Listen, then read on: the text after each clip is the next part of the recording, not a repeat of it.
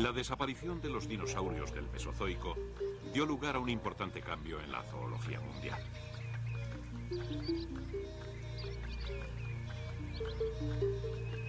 Sin la competencia de los gigantescos reptiles, los mamíferos se apoderaron del liderazgo, diversificándose rápidamente.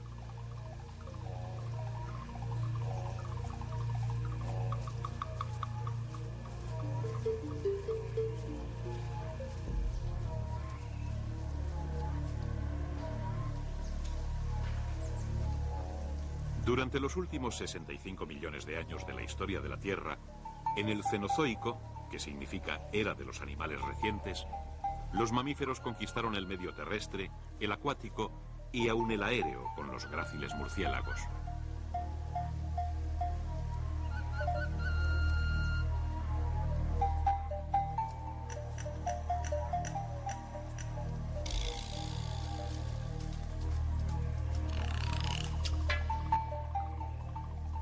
Pero fue en los últimos 2 millones de años, a finales del Terciario y durante el Cuaternario, cuando un grupo especial comenzó a despuntar con prototipos evolutivos que iban a distanciarse rápidamente del resto de las especies. En un mundo donde predominaba la fuerza bruta, la evolución creó un arma nueva, la inteligencia, y nuestro primer antepasado se levantó vacilante sobre sus cuartos traseros.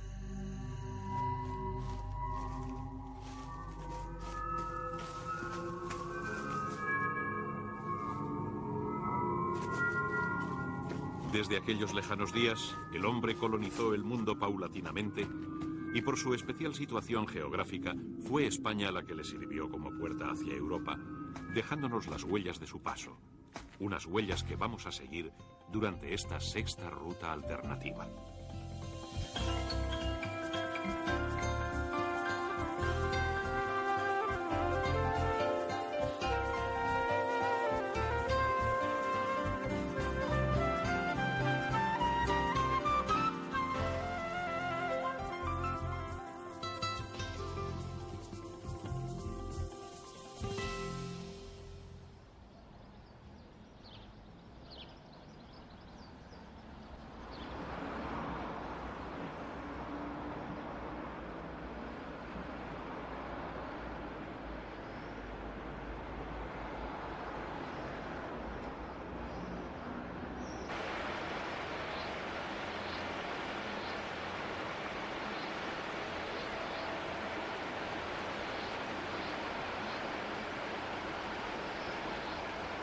Oñate, villa señorial desde el siglo XII, corazón geográfico del País Vasco. La población de Oñati, que en euskera significa lugar abundante en colinas, cuenta con una variedad y riqueza de monumentos que llevaron al pintor Zuloaga a definirla como la Toledo vasca.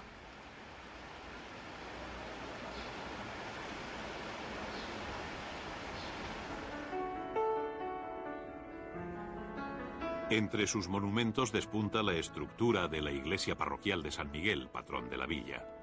Una iglesia gótica del siglo XV en cuyo interior se multiplican las obras de arte en esculturas, forjados, pinturas y una arquitectura sobria y solemne.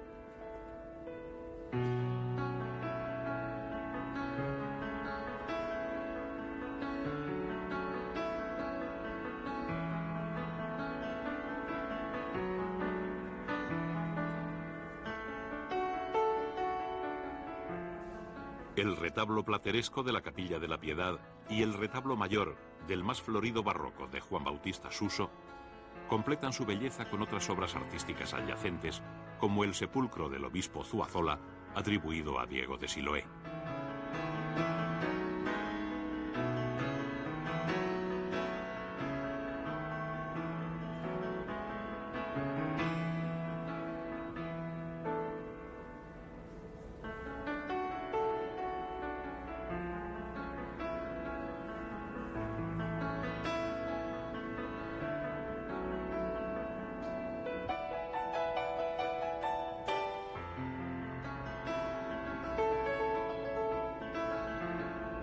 Al paso entre las distintas capillas, guardando la de la Piedad, una maravillosa reja plateresca cierra el espacio y la separa adornando el templo con motivos religiosos e imágenes de la Pasión. Es una espléndida manifestación del arte de la forja, un mural metálico de innumerables y delicados detalles artísticos.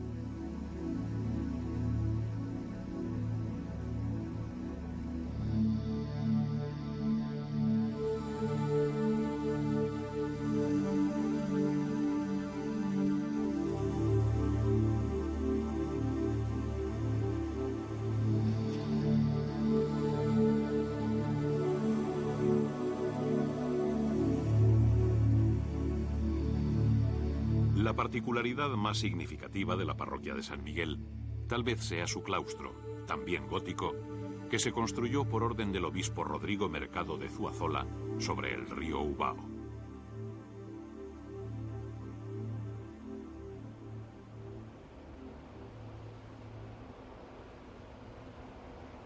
El gótico flamígero del claustro, añadido a la obra original del siglo XV, queda eclipsado por la singularidad de encontrar el cauce del agua atravesando el interior, ahora acristalado, de tan recogido lugar.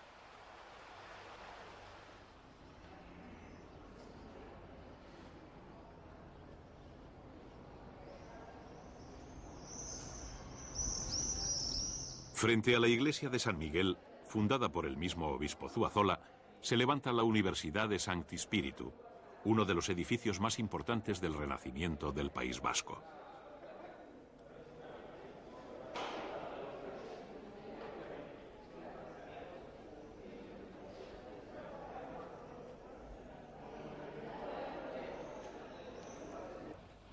La universidad, el primer y único centro universitario que funcionó en Euskadi en varios siglos, se inauguró en 1548.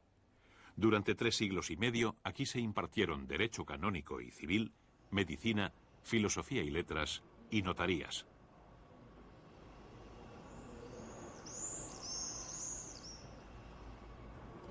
El obispo Zuazola, nacido en Oñate, invirtió su patrimonio y su esfuerzo para dotar a su villa natal de un centro universitario.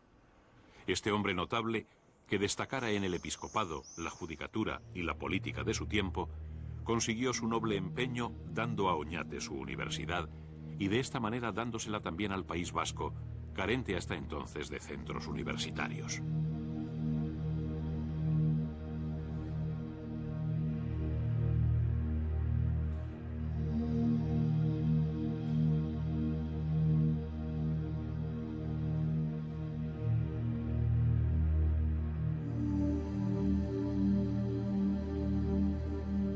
Hoy su recuerdo perdura en la villa, entre las antiguas aulas de enseñanza, en el retablo plateresco de su capilla. Y aún en la fachada, de 4 pilastrones cuajados de figuras alegóricas enmarcando su pórtico, donde una imagen orante del fundador Zuazola, rematada por un espléndido escudo imperial, despidió nuestra visita a este hermoso pueblo guipuzcoano.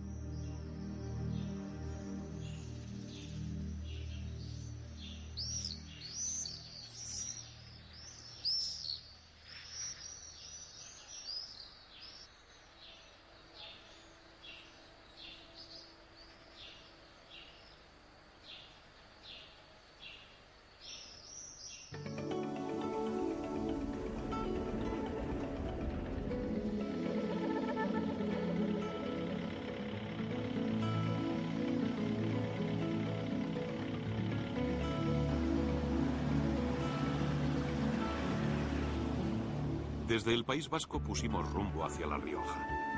Al paso por Vitoria, Argómaniz, un pequeño pueblecito de la llanada alavesa, ofrece al viajero un acogedor descanso en el que fuera Palacio de los Larrea, convertido desde 1978 en parador de turismo.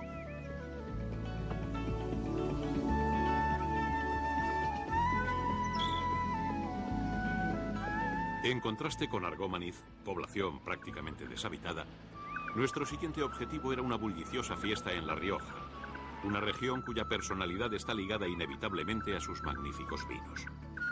Y eran precisamente estos los que queríamos conocer en profundidad, visitando una de las mejores bodegas de nuestro país, la de La Rioja Alta, dentro de la población riojana de Haro.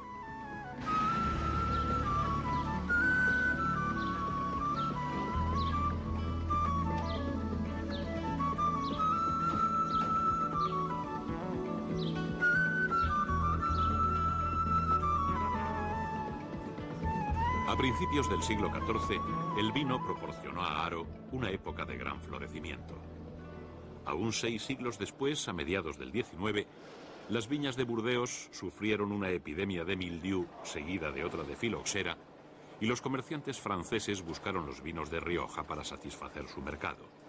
Esto supuso el despegue definitivo del vino de Rioja.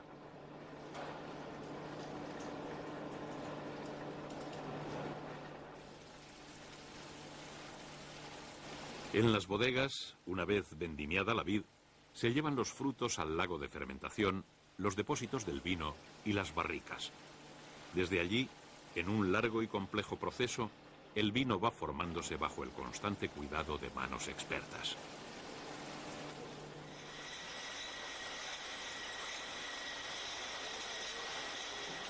El embotellado y etiquetado son los últimos pasos del proceso, dejando listos para la venta los preciados caldos riojanos que en estas bodegas de La Rioja Alta alcanzan sus cotas más altas de calidad.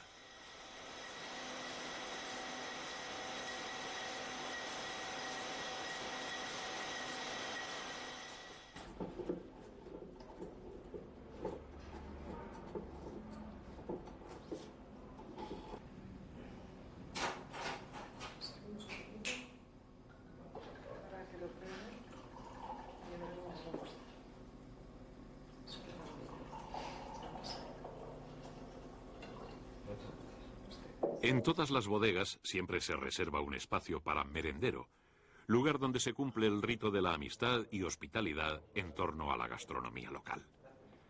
Una copa de magnífico Viña Arana iba a poner un broche de oro a nuestra visita a las bodegas. Pero aún nos quedaba por conocer algo más sobre el vino y las gentes de Haro.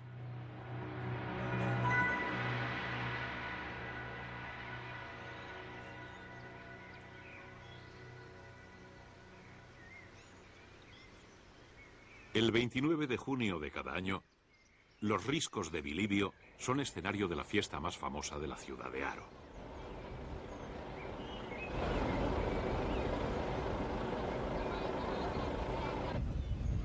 Una alegre comitiva se dirige a la ermita de San Felices, patrón de la ciudad, para celebrar la Batalla del Vino, una fiesta que rememora un litigio sobre la propiedad de los riscos entre las poblaciones de Haro y Miranda de Ebro.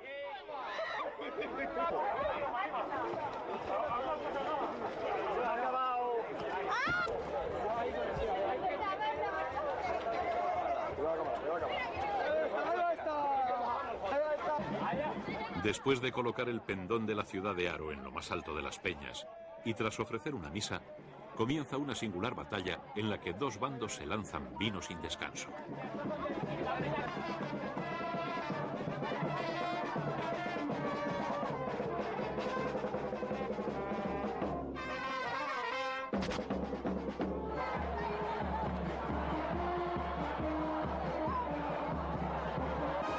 Bajo una auténtica lluvia de Rioja, los bandos se diluyen y todos mojan a todos. Las ropas toman el color del vino y la fiesta funde a todos en una sola algarabía digna del mismísimo Baco.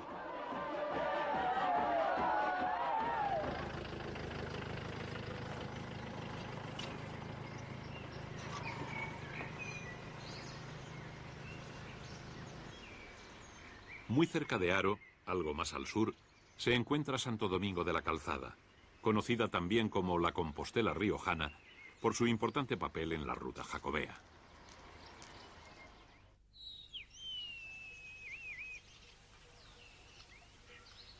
El origen de la ciudad se debe al propio Santo Domingo, quien despejó el bosque de la zona, levantó el puente sobre el río Oja, construyó una iglesia y un hospital y preparó el lugar acondicionándolo para los peregrinos, trazando un camino que hoy discurre por la calle principal de la ciudad.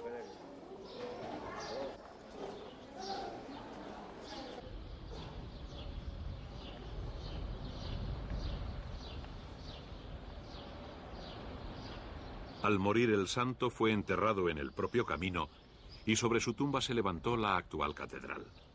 En un principio el edificio comenzó siendo románico, pero con el paso del tiempo, según avanzaban las obras, se introdujeron criterios góticos y terminaron siendo renacentistas.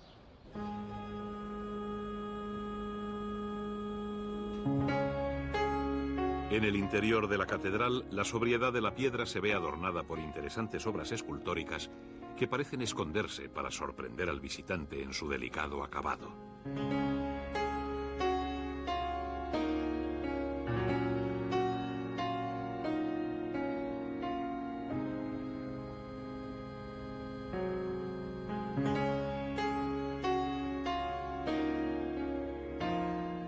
$300 años después de la muerte del santo, sucedió en la ciudad un milagro que recuerda el llamado gallinero de la catedral.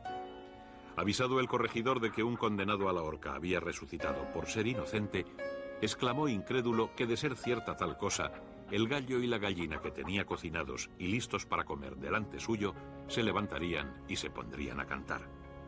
Los animales se levantaron y cantaron, y en recuerdo de tal prodigio se conservan gallo y gallina vivos en la Catedral de Santo Domingo de la Calzada, donde cantó la gallina después de asada.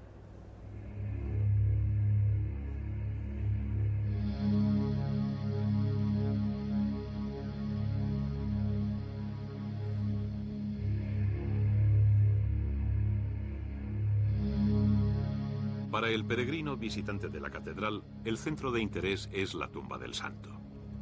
Fue construida en el siglo XVI en estilo gótico florido. Una estatua románica representa al santo yacente descansando eternamente, mientras a su alrededor le custodian silenciosos sus amados peregrinos.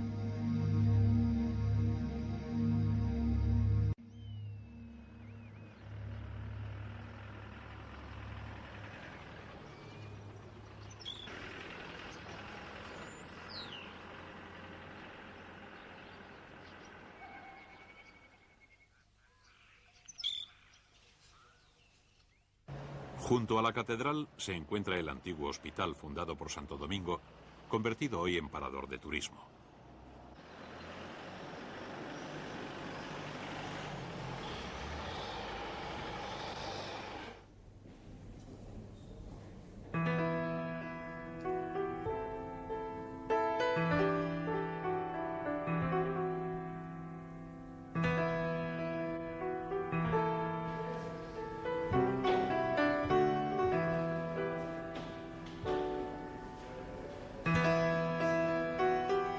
El antiguo hospital es hoy un lugar acogedor y tranquilo, ambientado con muebles rústicos y tallas del santo. Un lugar ideal para que el cansado peregrino recupere sus gastadas fuerzas antes de reemprender el camino de Santiago.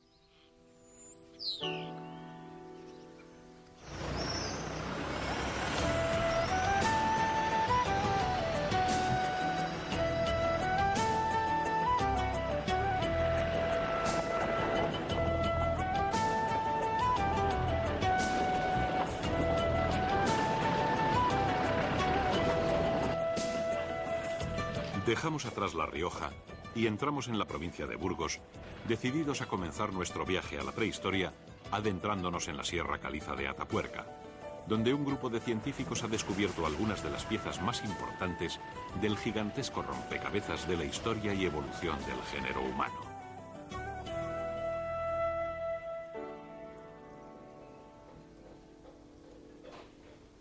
El relleno de las cuevas y galerías calizas permitió una estratificación casi perfecta de los sedimentos que aportan información completa de una época. Como diría uno de los directores del yacimiento, el paleontólogo José María Bermúdez de Castro, la importancia de Atapuerca radica en que por primera vez en la historia se puede estudiar una población primitiva. Hasta ahora solo se habían encontrado fragmentos incompletos de individuos aislados. Hoy poseemos los vestigios de una sociedad completa y tenemos además la historia evolutiva de la Tierra y de la vida tal y como era en el Pleistoceno medio. Es el mejor registro que se ha encontrado jamás sobre esa época.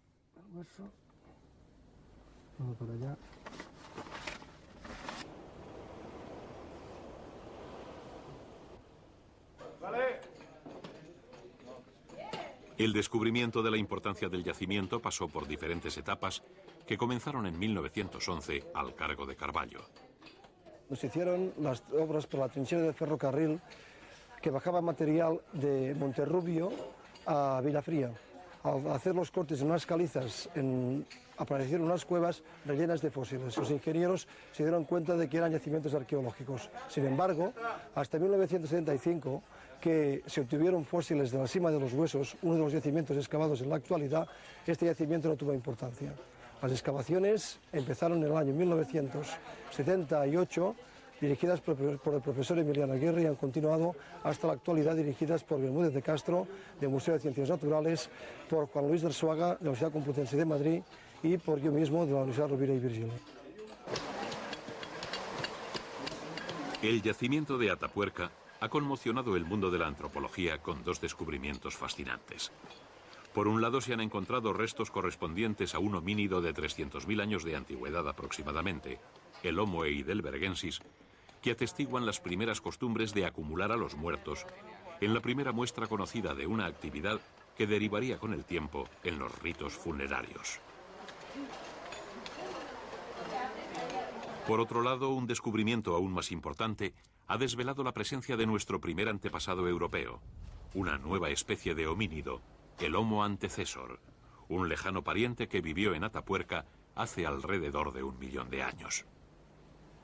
Hemos recientemente descrito una nueva especie de homínidos, cosa que no sucedía en la descripción formal desde hacía bastantes años en la historia de la ciencia de la paleontología humana.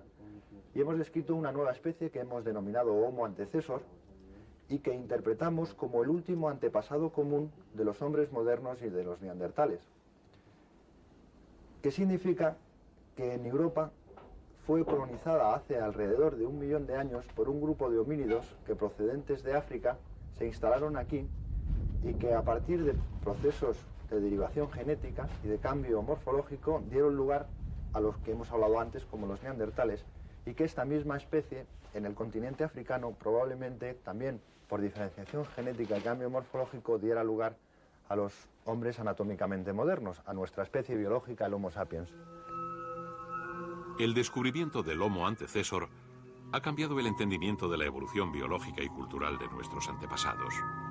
El origen del hombre parece enclavarse en África, pero la antigua y simple teoría de un Homo erectus, generador de todos los Homo sapiens posteriores, solo queda en romántico recuerdo. Porque nuestro camino evolutivo parece cada día más un complicado proceso donde algunos prototipos resultaron ramas ciegas, mientras otros, portadores de nuestra esencia genética futura, colonizaron los continentes y acabaron imponiéndose a sus competidores. Entre ellos, el Homo antecessor, última rama común entre los neandertales y los hombres modernos, fue el primero en llegar a la actual Europa. Por lo que sabemos, estos grupos se trataba de bandas de números bastante reducidos, posiblemente de entre 8 y 15 o 20 individuos. Eran cazadores y recolectores, básicamente más recolectores que cazadores, y utilizaban siempre los espacios de forma muy diferenciada.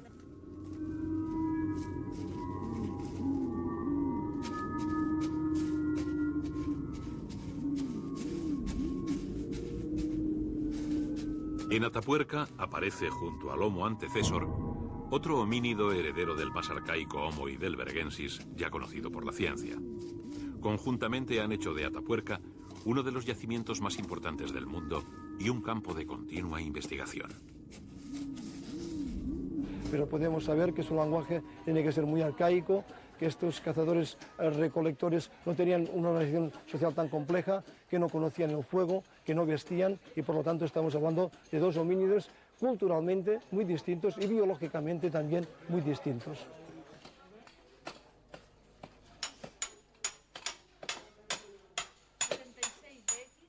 Emiliano Aguirre, dándose cuenta de la importancia y complejidad del yacimiento de Atapuerca, formó sobre el terreno un equipo completamente español capaz de hacerse cargo de la excavación e investigación. Cuando las universidades francesas y americanas vieron la magnitud del yacimiento, intentaron dirigir las excavaciones, demasiado importantes para dejarlas en manos de españoles sin tradición científica en este campo. Por suerte, Aguirre evitó la usurpación y hoy los equipos españoles son equiparables a los mejores del mundo en eficacia y profesionalidad.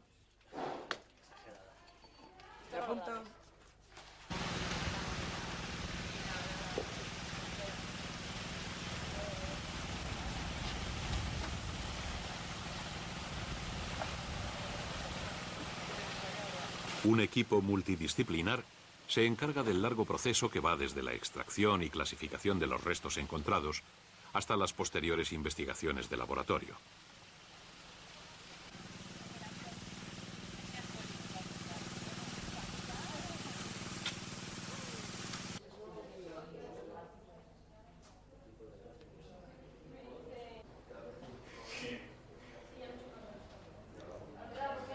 Científicos de distintos departamentos universitarios y del Consejo Superior de Investigaciones Científicas aplican las últimas tecnologías y conocimientos en microscopía electrónica, prospección geofísica, sedimentología, paleontología y arqueología. En la excavación arqueológica el trabajo en equipo es básico. Nosotros siempre decimos que somos una banda, igual que la que ocupó la Gran Dolina, pero esta vez organizados para conocer y no para vivir y sobrevivir en la sierra.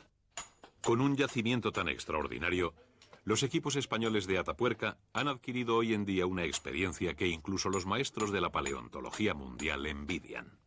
Se decía que no había ocupación humana en Europa antes de 500 000 de años.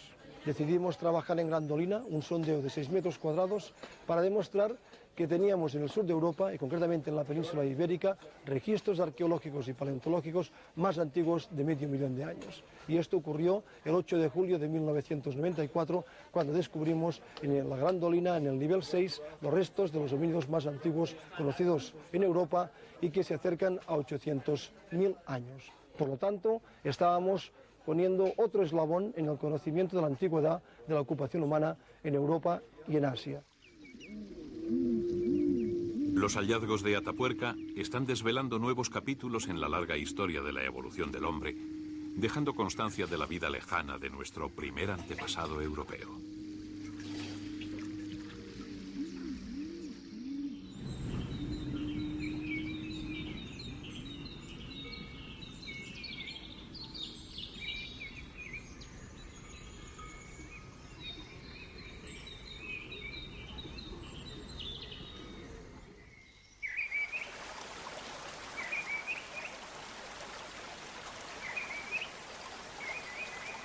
Camino de Soria, desde Burgos, las sierras de la Demanda, de Neila y las de Tierra de Cameros forman un extenso y precioso bosque que comparten las dos provincias anteriores con La Rioja.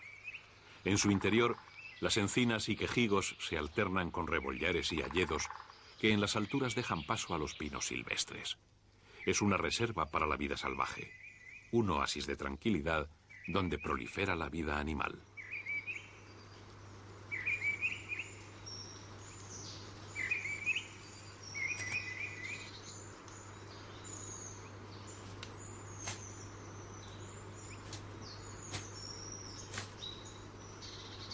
Aunque las sierras albergan a grandes mamíferos como el lobo e importantes rapaces como el águila real, el paseante puede disfrutar con infinidad de otras especies menores que dan vida al bosque y lo llenan de sonidos y movimientos.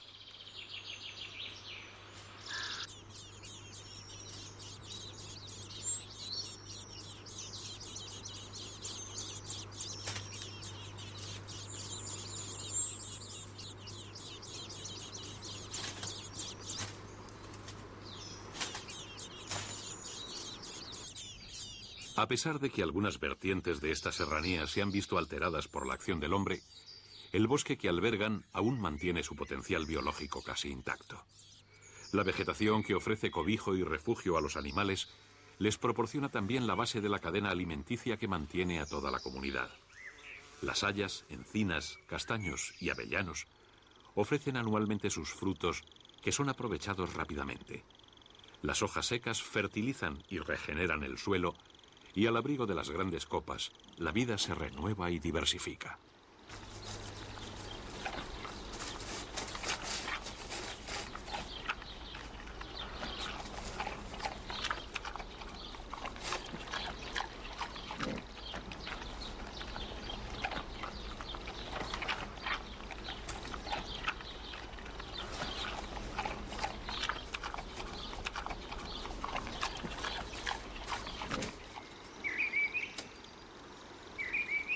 El suelo del bosque es un mundo aparte donde habitan millares de pequeños seres invertebrados que a nosotros nos pasan desapercibidos a simple vista, pero que, como los frutos, son aprovechados por otros miembros de la comunidad biológica.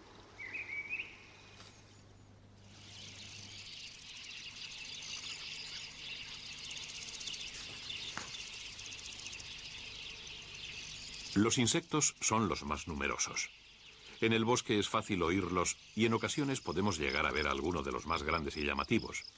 Pero por desgracia apenas caemos en la cuenta de otros muchos que al verlos nos pueden resultar animales completamente extraños y sin embargo son frecuentes compañeros de nuestros paseos y acampadas.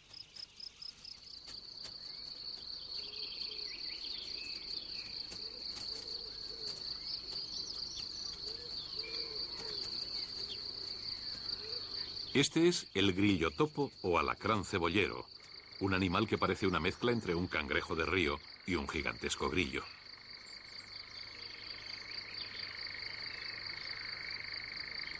El grillo topo vive la mayor parte del tiempo bajo tierra. Sus patas delanteras se han modificado para la excavación y están armadas de fuertes dientes quitinosos, mientras dos grandes papilas y unas sensibles antenas toman el relevo a los ojos en las oscuras profundidades del subsuelo.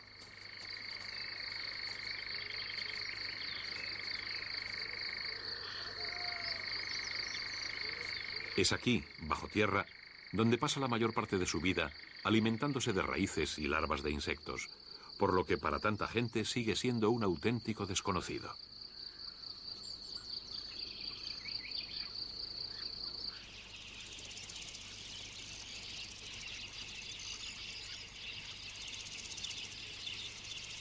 Vivir bajo tierra tiene sus ventajas. En la superficie del bosque un grillo puede resultar un plato irresistible para muchos animales, como es el caso de este lagarto ocelado.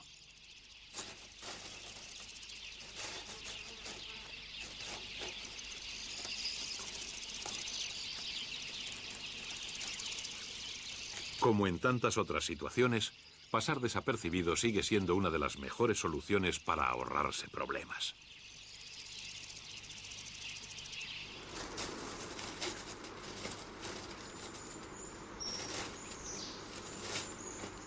El interior del bosque de la Sierra de Neila cuenta con otros atractivos adicionales al margen de su variada naturaleza.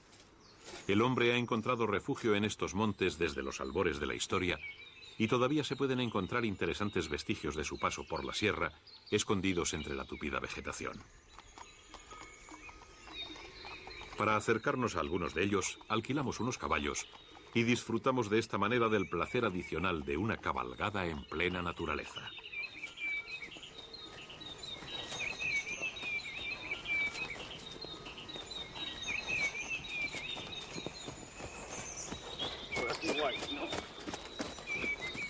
Buscar a caballo los restos arqueológicos que guarda el bosque permite adentrarse en la naturaleza sin perturbarla, lo que favorece la observación de las especies.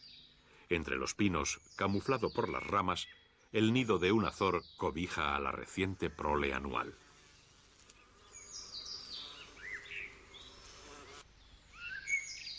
Un adulto anda cerca, vigilante ante posibles amenazas o presas.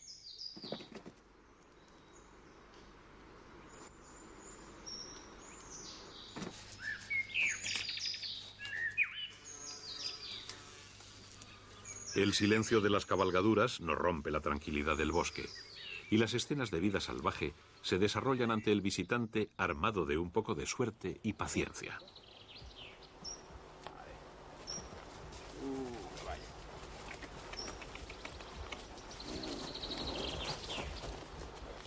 Mira, Xavi. En los márgenes del río Arlanza y entre los cerrados bosques colindantes se esconden incomprensiblemente olvidados los restos arqueológicos de un movimiento eremítico y monacal de la Alta Edad Media.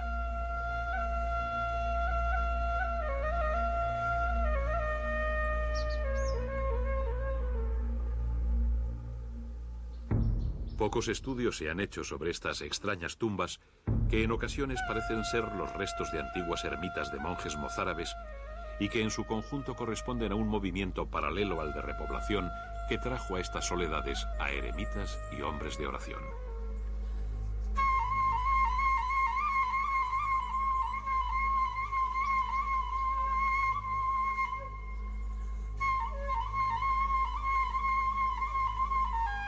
Los cortes y grietas naturales se utilizaron como nichos.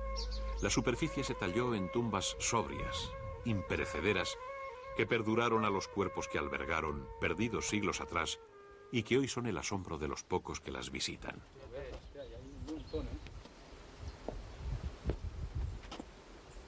Todavía da un poquito de...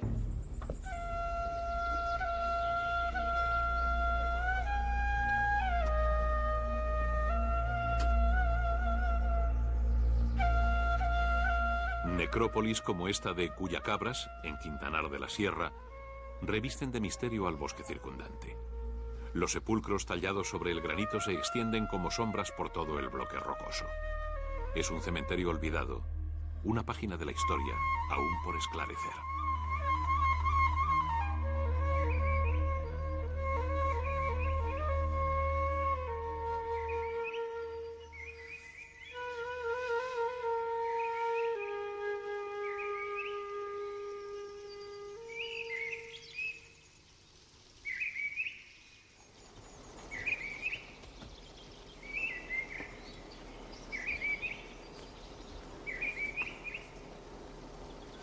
Nuestro recorrido por las sierras iba a acabar en las proximidades de la ciudad de Soria.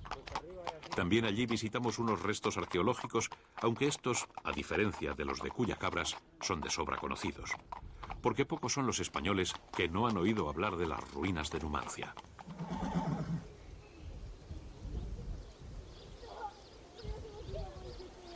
¡Hombre, Pilar! Hola, ¿cómo estamos? ¿Qué tal?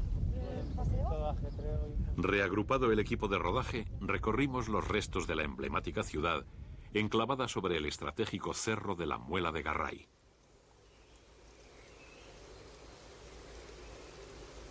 La historia de Numancia es una historia trágica.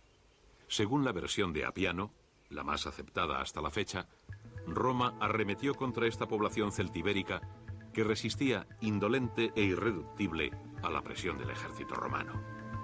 Decidido a acabar con la humillación de verse vencido por una pequeña población bárbara, el Senado romano mandó al general Publio Cornelio Escipión, destructor de la mítica Cartago.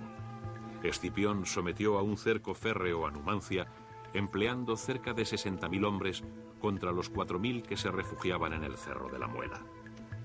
En el año 133 a.C., después de 15 meses de hambre y penuria, los últimos supervivientes entregaron la ciudad y fueron luego vendidos como esclavos.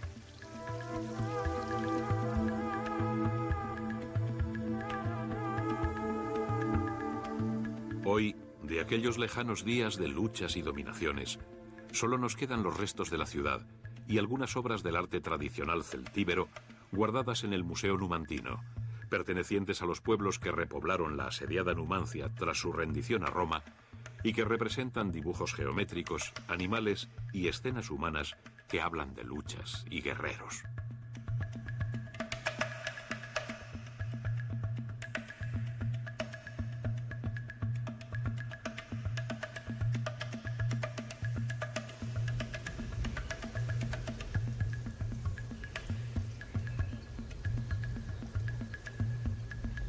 Las excavaciones de Numancia ocupan cerca de 11 hectáreas. De la época celtibérica solo queda en el trazado de las calles un trazado en retícula que demuestra la influencia griega y romana, los restos de la muralla que fortificaba la ciudad con sus 4.440 metros de perímetro y los restos cerámicos que se guardan en el museo. Las manzanas, casas y aceras que hoy se pueden contemplar son de la ocupación romana posterior a su destrucción, ya que la ciudad, en contra de lo que se pensaba, no estuvo mucho tiempo deshabitada.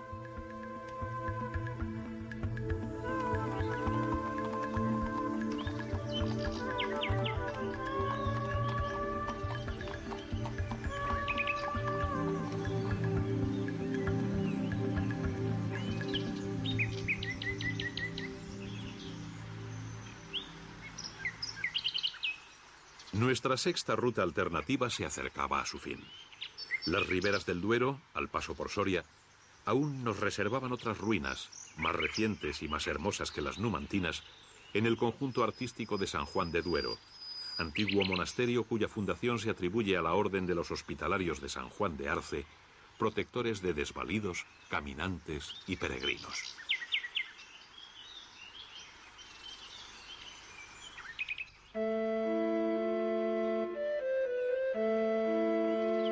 Del conjunto destaca el claustro de principios del siglo XII, cuya variedad de arcos y soluciones estilísticas de marcada influencia oriental forma un modelo decorativo único en la península.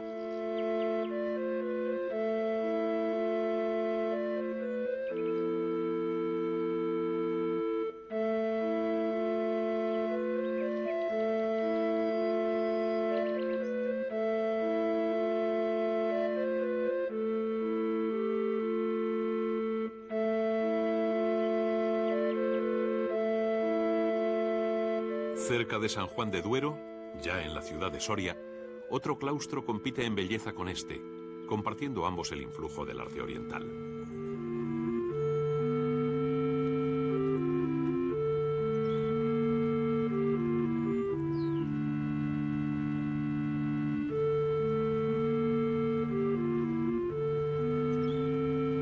Es aquí, en la concatedral de San Pedro, un edificio del siglo XVI construido sobre un anterior templo románico, donde se conserva el referido claustro 4 siglos más antiguo que la catedral que lo acoge.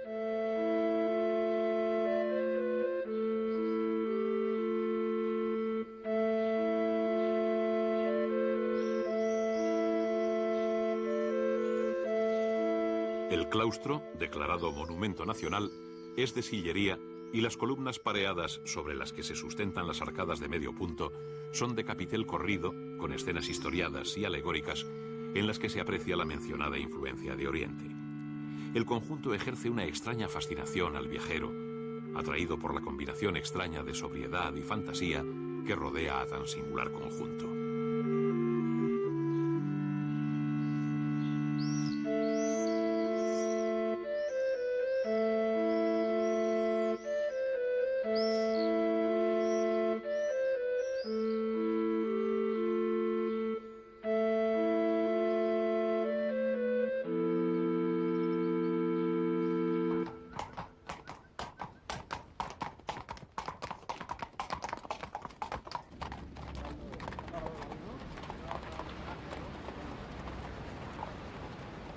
Tras la larga e intensa cabalgada, Soria nos ofrecía también un confortable descanso a orillas del manso Duero.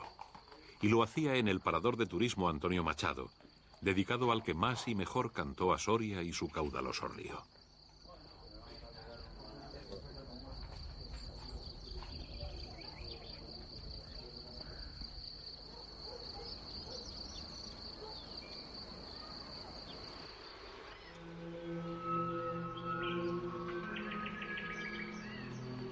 Cerrando la ruta, nuestra última etapa nos llevaba de nuevo a La Rioja, a los frondosos bosques de la Sierra de Cameros. Pero esta vez nuestro viaje tenía un matiz especial, porque al adentrarnos en las sierras, íbamos a retroceder millones de años en el tiempo, en un viaje imaginario a estos mismos parajes en los lejanos días del Cretácico.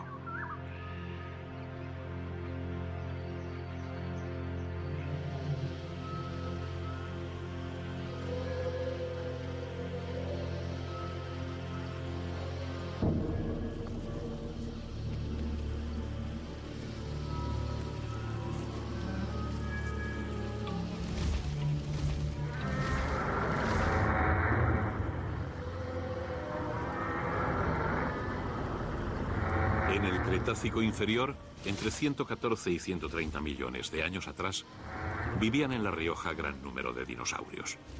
El clima era tropical y extensas selvas de coníferas daban cobijo a estos lagartos terribles que dejaron numerosas huellas en los terrenos fangosos y arenosos por los que pasaban.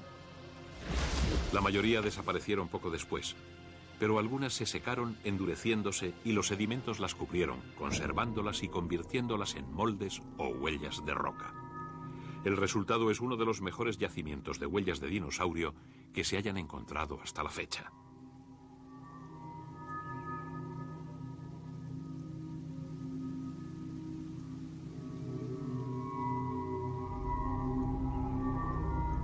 La información de estas ignitas, o huellas fósiles, ha llevado a los paleontólogos a conocer las especies que habitaron estas sierras y sus principales costumbres. Hay huellas redondeadas de 5 dedos, pertenecientes a saurópodos herbívoros, generalmente de gran tamaño, como es el caso del Ipselosaurus, un pariente del conocido Diplodocus.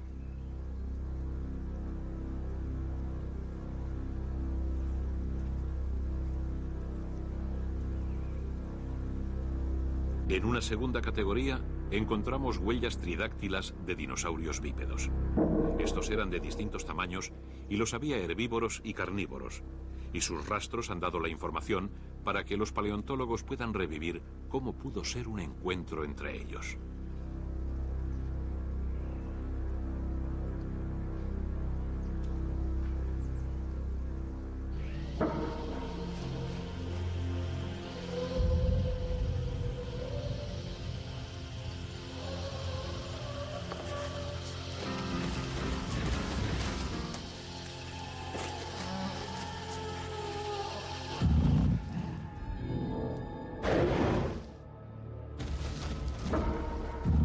Entre los carnívoros de La Rioja estaban los Deinonychus, unos primos de los terribles velociraptores, pero de mayor tamaño.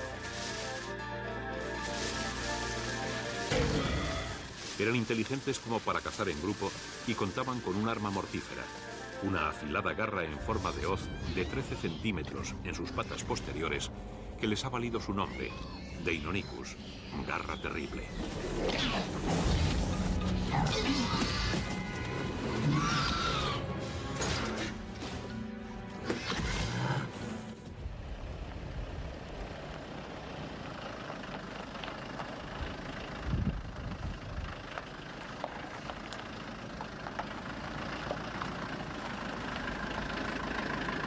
Los visitantes de los distintos yacimientos de ignitas de La Rioja podrán ver los rastros de diferentes especies.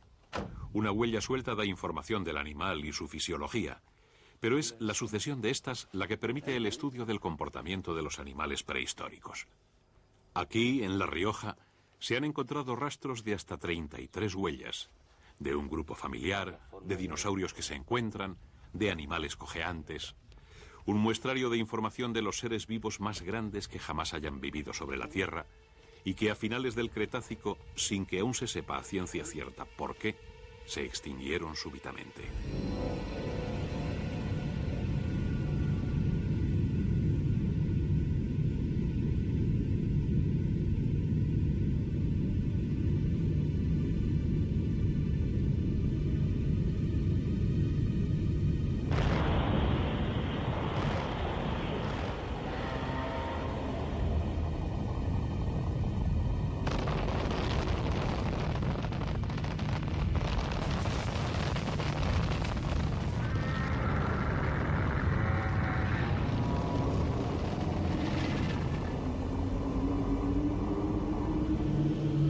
Sea cual fuera la causa, una mortandad sin precedentes asoló la Tierra al final del Mesozoico, llevándose a los colosales saurios que habían dominado el planeta durante 165 millones de años.